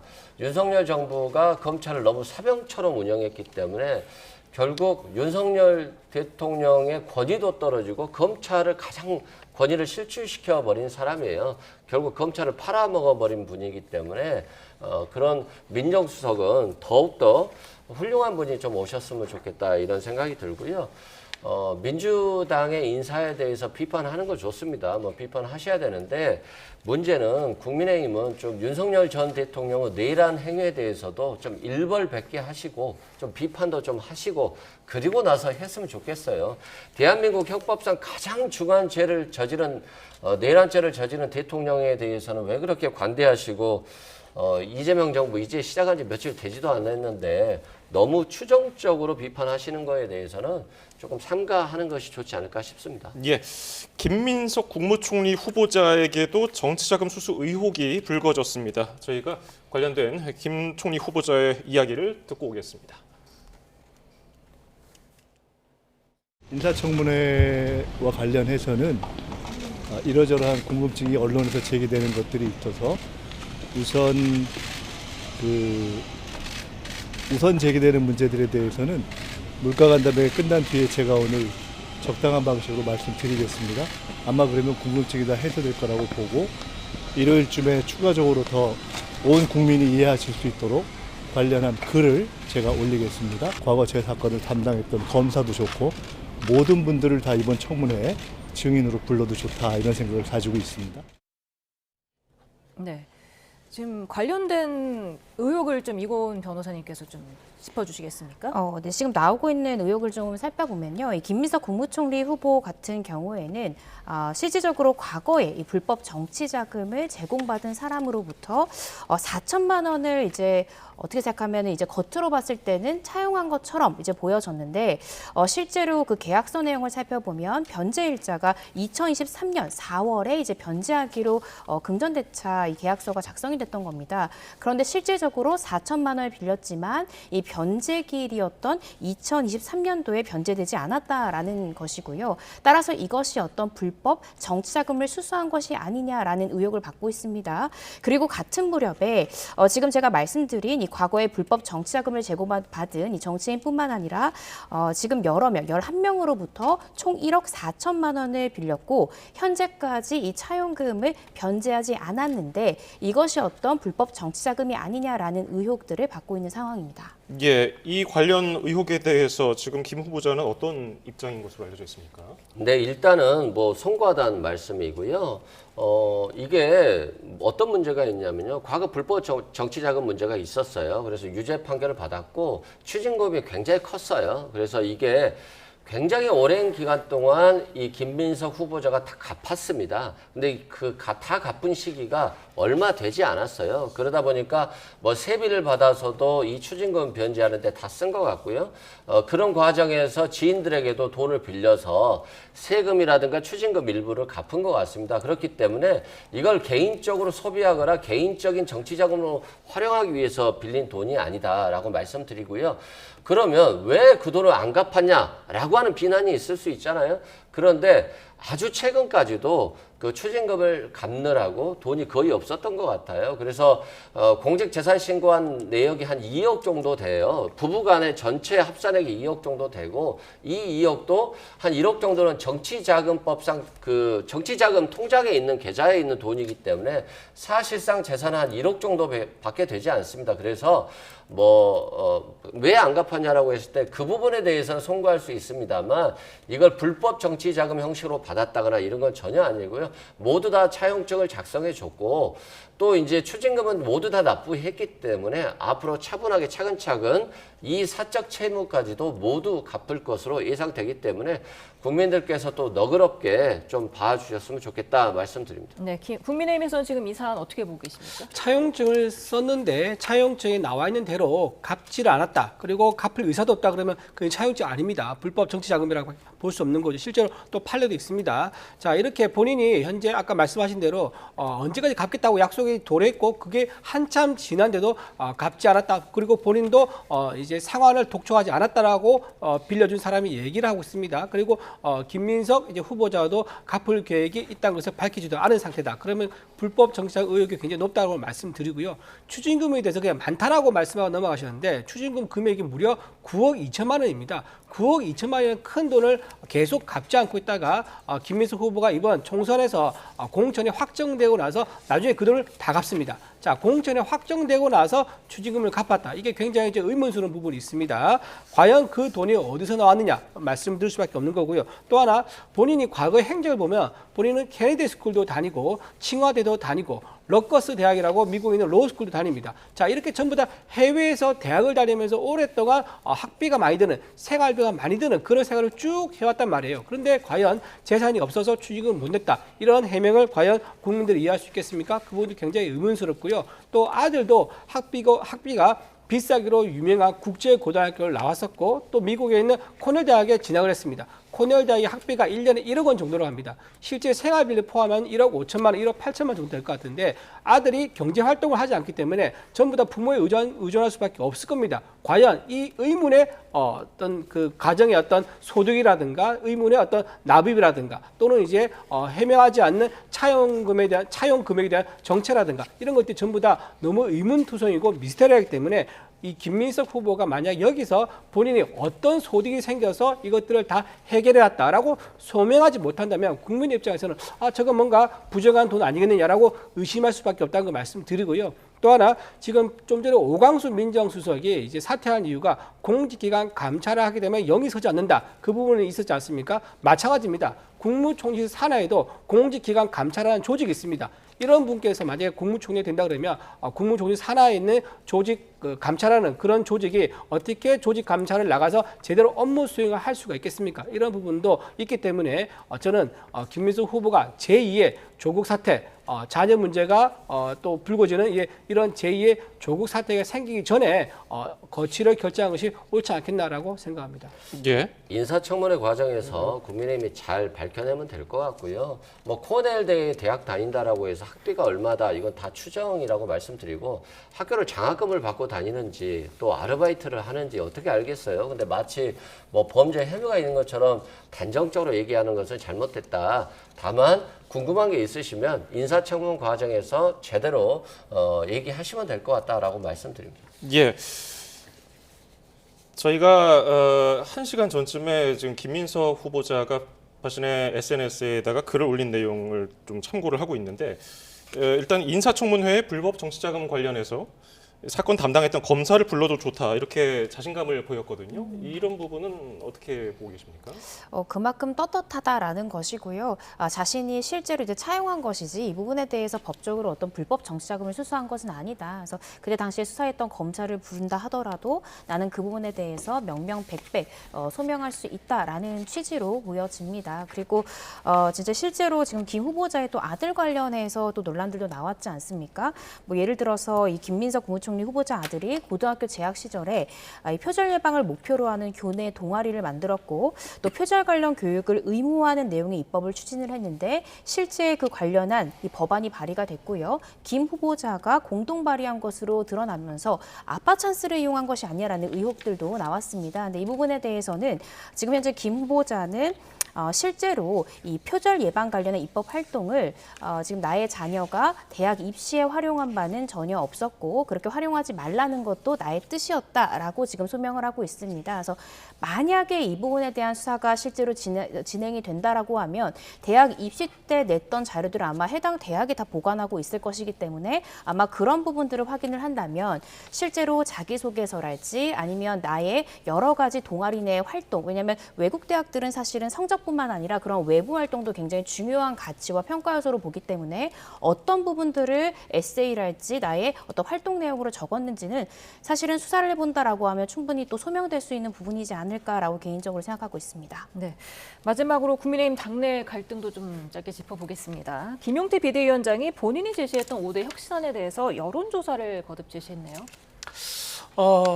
혁신안에 대해서 지금 이제 여러 얘기 나왔던 것 중 하나가 이 혁신안이 비대위원들 같이 논의한 바가 없다 그러더라고요. 비대위원들도 전혀 몰랐던 내용이 갑자기 혁신안 5개가 나오는 바람에 좀 당원들과 이제 의원들이 좀 당황스럽다라고 합니다. 만약 이 혁신안을 처음부터 비대위원들과 논의를 하고 아니면 묵혀두고 있다가 새로 원내 지도부가 나오면 원내 대표, 원내 지도부와 함께 논의해서 좀 더 숙성시키거나 고도화시켜가지고 발표를 했다 그러면 좀 더 훨씬 수용성이 좋지 않았겠는가 생각합니다. 그런데 지금 이 혁신안에 대해서 굉장히 다음 지도부에 넘겨라는 그런 목소리가 굉장히 많은 상황이거든요. 그러다 보니까 아마 김용태 비대위원장은 이 혁신안이 자기가 이거를 이번에 혁신안을 관철시키지 못하면 비대위 임기를 한 번 더 연장하는 것에 지장을 줄 수 있다라고 이제 판단을 하는 것 같아요. 그래서 이 혁신안이 정말로 당원들에게 수용성을 물어봐서 수용성이 상당히 높다. 그러면 그걸 근거로 해서 새로운 원내 지도부한테 내가 한 번 더 연임할 수 있도록 기회 달라라고 요구할 수 있는 근거가 될 수 있겠죠. 그런 용도로 이렇게 여론조사를 하는 게 아니겠는가라고 생각해 봅니다. 예, 당무감사가 시작되면서 또 계파 갈등, 파열음이 커지고 있다는 분석도 있는데 일부 감사 대상자는 조사를 거부하기도 하고요. 어떻게 보고 계세요? 뭐 어차피 6월 말까지만 넘어가면 김용태 비대위원장 임기 끝나지 않겠습니까? 그때까지만 넘어가면 된다라고 생각하면서 애써 김용태 비대위원장의 혁신안을 무시할 것 같고요. 이렇게 자신들의 쇄신을 하지 않으면서 여당만 공격하고 있기 때문에 또 이게 자칫 이제 오래되면 또 발목 잡기라는 얘기가 나올 수밖에 없다 말씀드리고, 홍준표 전 대구시장이 귀국을 알렸잖아요. 옷은 파란색을 입고 모자는 빨간색을 입었던데 국민의힘이 계속해서 쇄신이나 혁신을 하지 아니한 채 국민과 멀어진다라고 한다면 조만간 홍준표 신당도 보게 되지 않을까 싶습니다. 네, 또 개인적인 전망까지 끝으로 들어봤고요. 이승훈 민주당 전략기획위 부위원장, 이준우 국민의힘 대변인, 이고은 변호사와 함께했습니다. 감사합니다. 감사합니다. 감사합니다.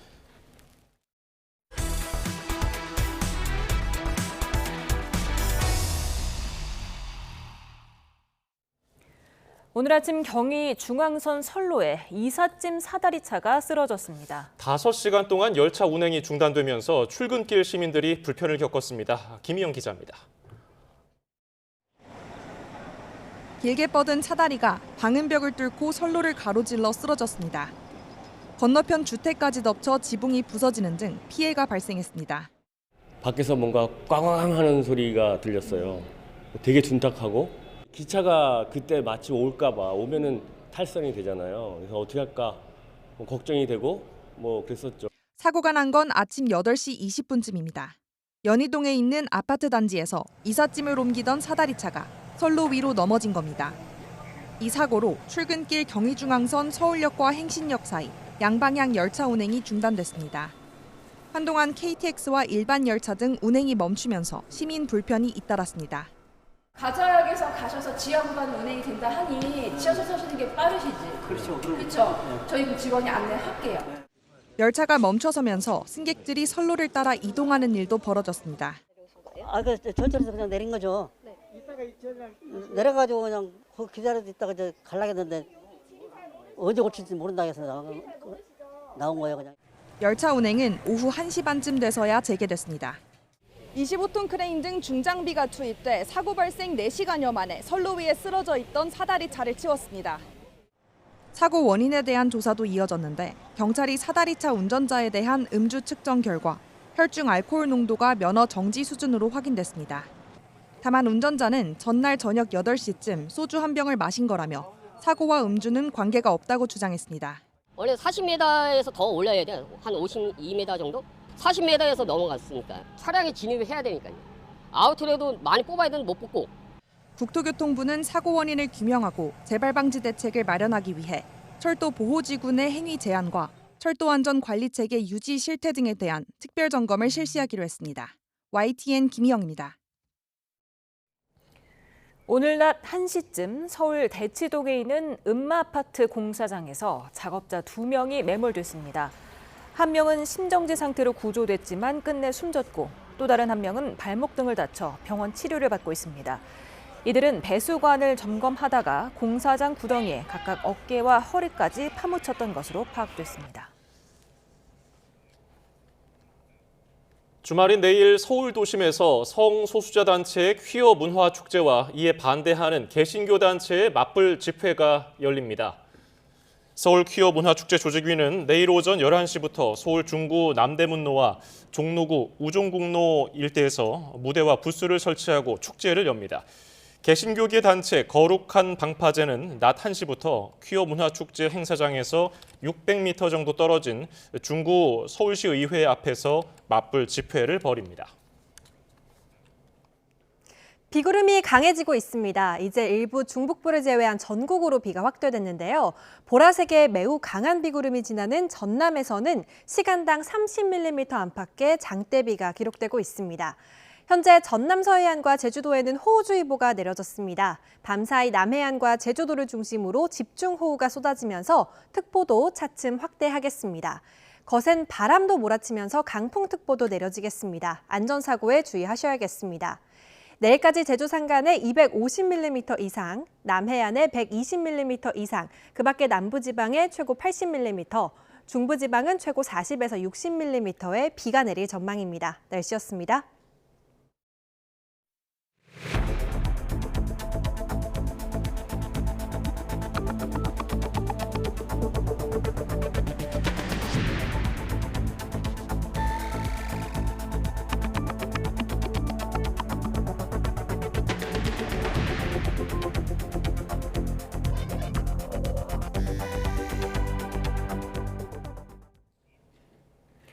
이스라엘이 전투기 수십 대를 동원해 이란 핵시설 등을 선제 공격했습니다. 이란은 가혹한 보복을 천명하면서 중동 정세가 경락으로 빠져들고 있습니다. 김승재 기자입니다. 이스라엘군은 현지 시각 13일 새벽 전투기 수십 대를 동원해 이란 중부 나탄지의 핵시설 등 수십 곳을 공격했습니다. 이스라엘군은 선제 공격 사실을 확인하고 대리인들을 지원해 이스라엘의 직간접 테러를 벌여온 이란이 핵무기를 가지려 하고 있다며 선제 공격의 정당성을 주장했습니다. 네타냐후 이스라엘 총리도 일어서는 사자 작전을 시작했다면서 이스라엘의 생존을 위한 것으로 며칠이 걸리든 필요한 만큼 계속 공격할 것이라고 강조했습니다. We will not let the world's most dangerous regime get the world's most dangerous weapons. And Iran plans to give those weapons, nuclear weapons, to its terrorist proxies. 이번 공격으로 이란의 주요 인사를 포함해 사상자 수십 명이 발생했습니다. 이란 언론은 후세인 살라미 총사령관 등 이슬람 혁명 수비대의 고위급 인사 여럿이 이번 공격으로 사망했다고 보도했습니다. 살라미 사령관은 지난 2020년 이라크 내 미군 기지를 공격한 작전과 지난해 이란이 직접 이스라엘 본토를 공격한 작전을 이끈 인물입니다. 이란 언론은 또 이란군 1인자인 참모 총장이 사망했고 핵과학자들도 숨졌다고 보도했습니다. 이란 하메네이는 이스라엘이 어느 때보다 악랄한 본성을 드러냈다, 가혹하게 응징하겠다라며 보복을 천명했습니다. 이스라엘의 이란 폭격으로 중동은 새로운 전쟁 위험에 빠져들고 있습니다. YTN 김승재입니다. 이스라엘의 이란 공격은 미국 등 서방의 예상을 깨고 전격적으로 이뤄졌습니다. 하지만 트럼프 미 대통령이 중동 상황에 방관자적인 태도를 보일 때부터 예견됐다는 분석이 많습니다. 류재복 기자입니다. 새벽 시간 이란 수도 테헤란에 엄청난 섬광이 번뜩입니다. 2,000km를 날아온 이스라엘 전투기 수십 대가 시내 곳곳을 폭격한 것입니다. 중부 나탄즈 핵시설을 포함해 군사 목표물들도 폭격을 피하지 못했습니다. 미국 등 서방의 예상을 깬 이스라엘의 전격적인 단독 공격입니다. ساختمون هتل کی نمیدونم موشک زدن چی زدن واحدهای بغلی خبر ندارم. 애초 세계 언론은 이스라엘 공격 시점을 오는 15일 미국과 이란 핵 협상이 끝난 뒤로 봤습니다. 물론 이스라엘이 진작 공격 준비를 마치고 시점을 고르고 있다는 예상은 많았습니다. אנחנו נמצאים בנקודת מפתח שאם נפספס אותה לא תהיה לנו דרך למנוע מאיראן נשק גרעיני שיאיים על קיומנו. 이번 공격은 트럼프 미국 대통령이 이스라엘의 포용적 태도를 보일 때부터 예견됐습니다. 최근에는 이스라엘의 공격을 직접 지원하는 것까지는 자제하겠다며 방관자적 태도를 보였습니다. 여기에 미국의 우라늄 농축시설 포기 요구를 이란이 거부하면서 핵 협상마저 교착 상태에 빠졌습니다. 지난해 10월 이스라엘의 공습으로 이란 방어 체계가 막대한 손상을 입은 것도 공습의 후기를 제공했습니다. رژیم صهیونیستی با این جنایت برای خود سرنوشت تلخ و دردناکی تدارک دید و آن را قطعاً دریافت خواهد کرد. 이란은 혹독한 반격을 예고하며 드론 공격을 시작했습니다. 하지만 쇠락한 군사력으로 이스라엘 방공망에 타격을 입히기는 어려울 것으로 보입니다. YTN 이재복입니다. 트럼프 미 대통령이 이스라엘의 이란 공습 계획을 사전에 알았다고 말했습니다. 미국의 폭스뉴스는 트럼프 대통령이 이스라엘이 이란의 대대적인 공습을 감행한 뒤 이뤄진 전화 인터뷰에서 이같이 말했다고 보도했습니다. 트럼프 대통령은 또 이란은 핵폭탄을 가질 수 없으며 협상 테이블로 돌아가기를 바라고 있다고 말했습니다. 이스라엘의 이란 기습 공격 소식은 전 세계 언론을 통해 긴급 방송됐습니다. 각국 정부는 중동 정세가 더 큰 위험에 빠지지 않을까 걱정했고 중동 국가들은 일제히 이스라엘을 비난했습니다. 박조은 기자입니다. 중국 관영 CCTV 뉴스가 시작되자 앵커가 다급한 목소리로 공습 소식을 전합니다. 刚才我们报道了，就在刚刚呢，伊朗首都德黑兰市传出了连续爆炸声。伊朗官方通讯社13号报道说，伊朗首都德黑兰东北部发生爆炸。 호주와 태국 등 세계 언론들도 이스라엘의 이란 폭격을 일제히 머리 뉴스로 다뤘습니다. 안토니오 구테우스 유엔 사무총장은 이스라엘의 폭격 직후 두 나라의 자제를 촉구하는 성명을 냈습니다. 구테우스 사무총장은 중동 지역이 감당하기 힘든 갈등에 빠지는 걸 피해야 한다고 요청했습니다. 각국 정상들도 상황의 심각성을 지적하면서 신속하게 대화에 나설 것을 촉구했습니다. The risk of miscalculation is high. That region does not need any more military action and risk associated with that. We call on all parties to refrain from actions and rhetoric that would further exacerbate tensions.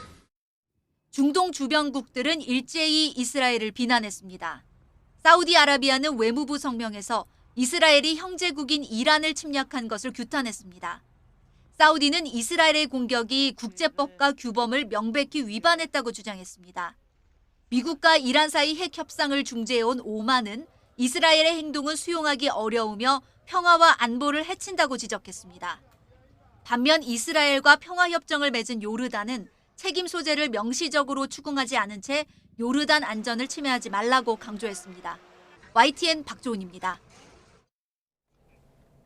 중동 사태와 관련해서 정부가 관계기관 합동 비상대응반을 가동했습니다. 이형일 기획재정부 장관 직무대행 1차관은 오늘 정부 서울청사에서 긴급 상황 점검 회의를 열고 사태 전개의 불확실성이 매우 높다면서 관계기관 합동 비상대응반을 가동했습니다.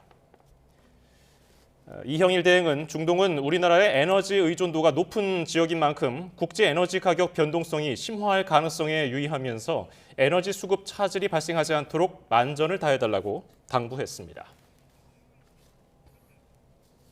코스피 3,000선 기대감이 커졌던 주식시장이 이스라엘의 이란 공습과 미국의 추가 관세 인상 압박이 겹치며 8일 만에 하락했습니다. 나라 밖 정세가 악화하면서 금융시장의 단기 조정이 불가피할 거라는 전망이 나옵니다. 오인석 기자입니다.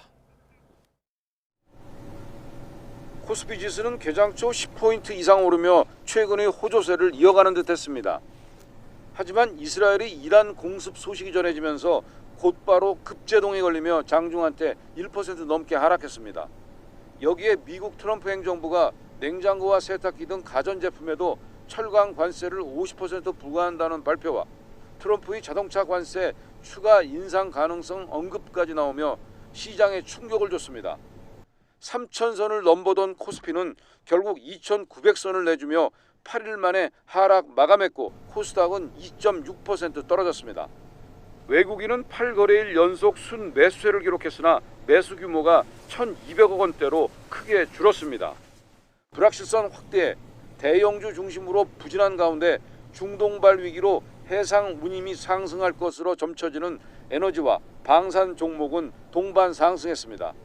국내 증시는 미국발 관세 전쟁에 지정학적 위기가 더해지면서 단기 조정이 불가피하다는 분석이 나옵니다. 최근 주가 급등에 따른 어떤 부담이 있던 상태에서 이번에 이제 그 이스라엘의 이란에 대한 어떤 그 공습으로 인한 이제 지정학적인 불확실성이 겹친 결과라고 생각을 좀 하고 있는데요. 서울 외환시장에서 원달러 환율은 10원 넘게 급등했습니다. 중동 긴장에 따른 위험 회피와 안전자산 선호 심리가 달러 강세로 이어진 것으로 풀이됩니다. 정부는 기재부 장관 직무대행 주재로 중동 사태 관계기관 합동 비상대응반을 구성했습니다. 중동 상황과 금융 실물 동향을 24시간 모니터링하면서 시장이 과도한 변동성을 보일 경우 상황별 대응 계획에 따라 즉각적이고 과감하게 조치해 나가기로 했습니다. YTN 오인석입니다. 우리나라와의 본격 협상과 다음 달 초 상호 관세 유예 종료를 앞두고 트럼프 행정부가 협상력을 높이기 위해 관세 압박을 강화하고 있습니다. 냉장고와 세탁기 등 주요 가전제품에도 50% 관세를 적용하기로 했고 25%인 자동차 관세도 인상 가능성을 언급했습니다. 이승은 기자입니다. 트럼프 행정부는 외국산 철강뿐만 아니라 철강으로 만든 파생 제품에도 50% 관세를 부과하고 있습니다. 여기에 철강 파생 제품 목록을 더 추가했습니다. 냉장고와 세탁기, 건조기, 식기세척기 등 주요 가전제품입니다. 오는 23일부터 적용됩니다. We took $88 billion in tariffs in 2 months, far beyond what anybody expected. There's no inflation. People are happy. People are wealthy. The country is getting back to strength again. LG전자와 삼성전자 등 가전업계에 비상이 걸렸습니다. 업계 관계자는 가전제품의 어떤 부분까지 관세 부과 범위로 봐야 할지 분석해봐야 한다며 말을 아꼈지만 제조 원가 상승과 함께 수익성 악화로 이어질 가능성이 큽니다. 지난 1분기 두 회사의 미국 생활가전 시장 점유율은 42%입니다. 두 기업 모두 미국에 공장이 있지만 현지 생산은 세탁기 등 일부 제품에 국한돼 있습니다. KB증권에 따르면 이번 추가 관세 부과가 발표된 항목들의 대미 수출액은 지난해 36억 달러, 전체 대미 수출의 2.8%를 차지합니다. 여기에 멕시코 공장을 통해 수출하는 규모도 2억 4천만 달러 정도 됩니다. 기업들은 일단 미국 공장 생산 확대와 가격 인상, 프리미엄 제품 확대 등의 전략을 마련하고 있습니다. 미국은 지난 2018년 한국산 세탁기에 대한 긴급 수입 제한 조치를 내렸지만 가전업계는 제품력으로 시장 점유율을 오히려 확대한 전력이 있습니다. 전통 산업에도 AI를 접목시켜 생산성을 올리고 이를 통해 고임금 일자리를 더욱 창출하도록 노력하겠습니다. 다음 달 초 상호 관세 유예 종료를 앞둔 트럼프는 25% 관세가 부과된 자동차 관세도 머지않은 미래에 올릴 수 있다며 공세를 강화하고 있습니다. 대미 수출 1위 품목 자동차는 지난달 대미 수출이 32% 급감했습니다. 여기에 중동 위기 고조로 유가와 물류비 상승까지 예상되는 상황이어서 본격 대미 협상을 앞둔 새 정부 통상 라인에 대한 압박이 늘고 있습니다. YTN 이승은입니다. 새 정부 들어 정부가 처음 내놓는 경기 진단에서 경기 하방 압력이 여전하다고 평가했습니다. 기획재정부는 최근 경제동향 6월호에서 미국 관세 부과에 따른 대외 여건 악화로 수출 둔화 등 경기 하방 압력이 여전한 상황이라고 밝혔습니다. 다만 지난 1월부터 유지했던 경기 하방 압력 증가에서 이번 달에는 증가가 빠져 다소 표현이 완화됐습니다.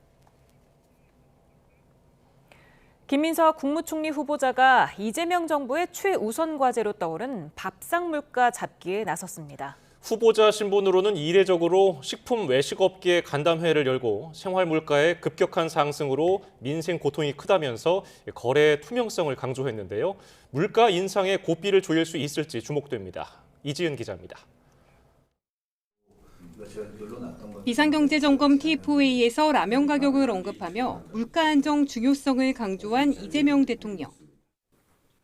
라면 한 개 2,000원 한다는데 진짜예요? 먹거리 물가 대응책 주문에 김민석 총리 후보자가 나섰습니다. 후보자로서 이례적으로 간담회를 열고 외식 식품업계 관계자를 만났습니다. 취임 전이지만 정부는 움직여야 한다면서 식품 물가가 최우선 관심 사안이라고 강조했습니다.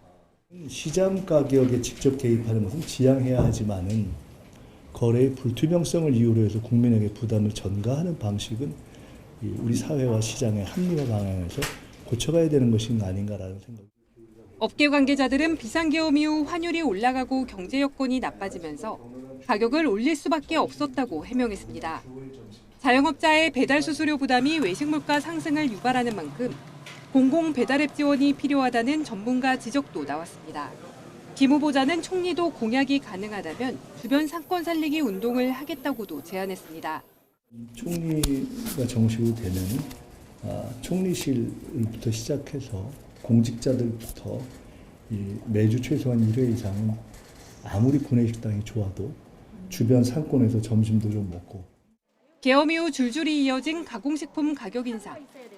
지난달 소비자 물가는 1.9% 올라 5개월 만에 1%대로 상승폭을 줄였지만 가공식품은 2달 연속 4%대, 외식 물가는 3% 상승률을 기록했습니다. 여기에 이스라엘의 이란 공습 사태로 국제 유가가 급등하고 환율이 출렁이면서 물가를 둘러싼 불안 요소는 더욱 커지고 있습니다. YTN 이지은입니다. 내란과 김건희, 최상병 특검이 모두 임명된 가운데 앞으로 최장 170일 동안 특검 수사가 이어집니다. 준비 기간을 거쳐서 다음 달 초면 동시다발적으로 본격 수사에 돌입할 것으로 보입니다. 김대근 기자입니다. 조은석 내란 특검, 민중기 김건희 특검, 이명현 최상병 특검은 이제 20일 동안의 준비 기간을 갖습니다. 특검보와 파견검사 등을 정하고 사무실까지 마련하면 다음 달 초부터 강도 높은 수사에 착수할 것으로 예상됩니다. 내란과 김건희 특검은 기본 수사 기간 90일에 30일씩 2차례 연장 가능해 최장 120일이었던 최순실 국정농단 의혹 특검을 훌쩍 뛰어넘습니다. 최상병 특검 역시 기본 60일에 30일씩 2차례 기간을 늘릴 수 있어서 준비 기간을 다 채워 출범하고 수사 기간도 모두 채운다고 전제하면 내란과 김건희 특검은 12월 초, 최상병 특검은 11월 초까지 이어지게 됩니다. 새 특검은 규모 면에서도 파견검사만 모두 120명에 달합니다. 내란 특검만 파견 공무원과 수사관을 더해 최대 267명 규모고 김건희 특검에 205명, 최상병 특검에 105명까지 인력을 둘 수 있습니다. 최상병 특검 하나만도 역시 매머드급으로 불린 최순실 특검의 105명에 맞먹는 데다 새 특검을 모두 합한 577명은 삼성 비자금과 BBK 특검이 동시에 돌아간 지난 2007년 인원과 비교해도 3배가 넘습니다. 다만 전례 없는 규모인 만큼 한 개 지방검찰청 수준에 버금가는 수사 인력을 신속히 모집하는 게 쉽지 않을 것이란 전망도 나옵니다. YTN 김대근입니다. 내란 특검을 맡은 조은석 특별검사가 오늘 검찰과 경찰을 잇따라 방문하며 지명 후 첫 일정을 시작했습니다. 조 특검은 오늘 오전 서울 고등검찰청을 찾아 박세현 검찰 비상계엄 특별수사본부장을 면담했습니다. 이어서 오후에는 경찰 비상계엄 특별수사단을 방문해 특검 업무와 관련한 협의를 진행했습니다. 조 특검은 검찰과 경찰의 비상계엄 수사 진행 상황을 듣고 자료 송부 등 협조를 요청하며 향후 특검 운영 방안을 논의한 것으로 보입니다. 3대 특검이 각각 진행할 수사의 종착점에는 결국 윤석열 전 대통령과 부인 김건희 여사가 있습니다. 특검은 윤 전 대통령 부부를 상대로 제기된 의혹 전반에 대해 전방위 수사를 펼칠 것으로 보입니다. 황보연 기자입니다. 내란 김건희 최상병 특검 수사의 꼭지점은 결국 윤석열 전 대통령과 김건희 여사일 가능성이 높습니다. 먼저 내란 특검은 12.3 비상계엄 선포 자체는 물론 당시 이루어진 국회 봉쇄와 선관위 점거, 주요 인사 체포 등 관련 내용 전반을 살피게 됩니다. 다만 관련 수사가 상당히 진행된 만큼 무인기 평양 침투 의혹, 노상원 수첩 내용의 사실관계 등이 주요 수사 대상이 될 수 있습니다. 김건희 특검은 김 여사와 관련된 도이치모터스 삼부토건 주가 조작 의혹, 건진법사 청탁과 명품백 수수 의혹 등이 수사 대상입니다. 명태균 씨를 고리로 한 불법 여론조사, 공천 개입 의혹과 관련해선 윤 전 대통령 역시 수사를 피하기 어렵습니다. 최상병 특검의 수사 역시 윤 전 대통령 또는 당시 대통령실의 은폐나 외압이 있었는지가 핵심입니다. 각 특검은 수사 과정에서 알게 된 다른 범죄까지 모두 수사할 수 있는 만큼 윤 전 대통령 부부에 대한 전방위 수사는 불가피할 것으로 보입니다. YTN 황보연입니다. 국민의힘은 이재명 대통령의 3대 특검 임명에 대해 대선 후보 시절 정치 보복은 없다고 선언했던 이 대통령이 가장 거대한 정치 사정으로 돌아왔다고 비판했습니다. 하민경 대변인은 국민의 기대였던 민생 최우선은 사라지고 대대적 정치 보복 수사로 첫 국정의 방향타가 꺾인 거라고 지적했습니다. 함 대변인은 특히 정상적인 특검이라면 정치적 중립성과 객관성이 담보돼야 하지만 이재명 대통령은 민주당과 조국혁신당이 추천한 인사를 그대로 받아들였다며 지금이라도 특검을 멈추고 민생으로 돌아가야 한다고 촉구했습니다. 이재명 대통령은 차명재산 의혹이 불거진 오광수 민정수석의 사의를 받아들였습니다. 강유정 대통령실 대변인은 오 수석이 어젯밤 이 대통령에게 사의를 표했다며 이 대통령은 공직기강 확립과 인사검증을 담당하는 민정수석의 중요성을 두루 감안해 사의를 받아들였다고 밝혔습니다. 오 수석은 임명 닷새 만에 자리에서 물러나면서 이재명 정부 첫 고위직 낙마 사례로 남게 됐습니다. 국민의힘 김용태 비대위원장은 이재명 대통령의 불법 대북 송금 의혹 재판과 관련해 국민은 대통령의 재임 전 공직 수행과 관련된 범죄 혐의가 유죄인지 무죄인지 명확하게 알 권리가 있다며 재판의 정상적 진행을 촉구했습니다. 김 위원장은 오늘 국회에서 대통령 재임 중 면벌은 있을지언정 면죄는 있을 수 없다고 강조했습니다. 일본도로 이웃 주민을 살해한 혐의로 재판에 넘겨진 30대 백모 씨가 1심에 이어 2심에서도 무기징역을 선고받았습니다. 재판부는 범행 수단과 방법이 중대해서 사회로부터 영원히 격리해야 한다고 밝혔습니다. 오승훈 기자입니다. 지난해 서울 은평구 아파트 단지에서 일본도를 휘둘러 이웃 주민을 살해한 혐의로 30대 남성 백모 씨가 기소됐습니다. 검찰은 죄질이 극도로 불량하다며 백 씨에게 사형을 구형했는데 1심 재판부는 무기징역을 선고했습니다. 검찰과 백 씨 모두 1심 판결에 항소했고 항소심에서 백 씨는 범행 당시 심신미약 상태였다며 선처를 호소했습니다. 하지만 2심 재판부는 백 씨의 주장을 받아들이지 않았습니다. 범행 수단과 방법이 매우 중대해 사회로부터 영원히 격리해야 한다며 1심과 같은 무기징역을 선고했습니다. 이어 사형 선고도 고려할 여지가 없는 건 아니지만 국가가 사람의 목숨을 앗아가는 형벌은 특별한 사정 하에서만 허용돼야 한다고 설명했습니다. 재판부는 무기징역 선고와 함께 20년간 위치 추적 장치를 부착하고 정기적으로 정신과 치료를 받으라고 명령했습니다.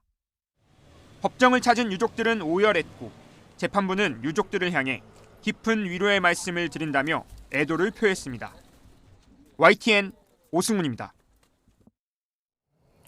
여자친구를 흉기로 찔러 살해한 혐의로 1심에서 징역 26년을 선고받은 20대 의대생에게 2심에서 징역 30년이 선고됐습니다. 재판부는 인간의 도리를 찾기 어렵다고 질타했습니다. 김진두 기자입니다. 26살 의대생 최모 씨는 지난해 5월 서울 강남역 근처 건물 옥상에서 여자친구 A씨를 흉기로 살해한 혐의로 구속 기소됐습니다. 검찰은 잔혹하게 범행을 저질렀고 정의의 이름으로 극형 선택이 불가피하다며 사형을 구형했습니다. 1심 재판부는 최 씨에게 피해자를 무참히 살해했다면서 징역 26년을 선고했습니다. 2심 재판부는 형량을 4년 더 늘려 징역 30년을 선고했습니다. 재판부는 치밀한 계획을 세워 범행이 이뤄졌고 피해자에 대한 보호 조치나 참회 등 인간의 마땅한 도리를 찾아보기 어렵다고 지적했습니다. 또 피해자가 생의 마지막 순간에 느꼈을 고통과 공포, 슬픔과 허망함은 가늠하기 어렵다고 질타했습니다. 재판부는 이어 범행 경위와 수단, 정황 등을 살펴보면 최 씨가 다시 살인을 저지를 개연성이 있다고 강조했습니다. 그러면서 실형 선고만으로는 재범 예방 효과를 거두기 어렵다며 5년의 보호 관찰도 명령했습니다. 최 씨에게 사형을 구형했던 검찰은 선고 내용을 살펴본 뒤 상고 여부를 결정할 방침입니다. YTN 김진우입니다. 트럼프 미 행정부가 불법 체류 이민자 단속 추방 강도를 높이면서 그 여파가 미국 내 한인 동포 사회 전반으로 확산하고 있다고 미주 한인 시민단체들이 전했습니다. 미주 내 한인 동포 권리 옹호 시민단체 연합인 미주 한인봉사 교육단체 협의회와 지역 가입단체는 기자회견을 열고 트럼프 행정부의 이민자 단속에 따른 교민사회 분위기를 설명했습니다. LA에서 벌어진 이민 세관 단속국의 단속에 대한 반대 시위를 진압하고자 트럼프 대통령이 주 방위군을 투입한 이후 교민사회의 피해와 불안감은 더 커졌습니다. 트럼프 미국 대통령이 로스앤젤레스에 주 방위군을 배치한 건 불법이라는 미국 법원의 판단이 나왔다고 AP통신이 보도했습니다. 찰스 브레이어 캘리포니아 북부 연방법원 판사는 주지사 동의 없이 LA에 캘리포니아주 방위군을 배치한 건 불법이라며 게빈 뉴섬 캘리포니아 주지사가 낸 가처분 신청을 받아들였습니다. 브레이어 판사는 결정문에서 이 사건 초기 대통령이 의회가 정한 절차를 따랐는지를 판단해야 한다며 대통령의 조치는 이를 따르지 않은 불법이라고 지적했습니다.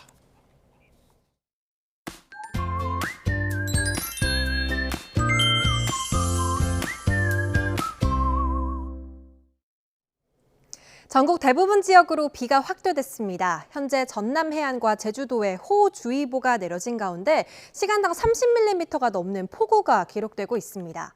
밤사이 남해안과 제주도를 중심으로 시간당 최고 50mm에 달하는 집중호우가 쏟아지겠습니다. 그 밖에 남부지방과 충청에서도 세찬 비가 예상됩니다.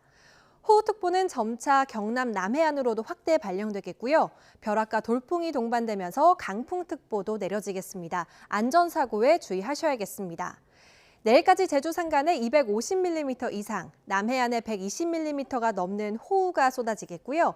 그 밖에 남부지방에 최고 80mm, 중부지방에는 최고 40에서 60mm의 비가 오겠습니다. 내일 오후에는 대부분 비가 그치겠지만 습도가 높아지면서 후텁지근하겠습니다. 한낮에 서울 30도, 대구 28도, 광주는 27도까지 오르겠습니다. 날씨였습니다. 오늘 뉴스플러스는 여기까지입니다. 시청해주신 여러분 고맙습니다.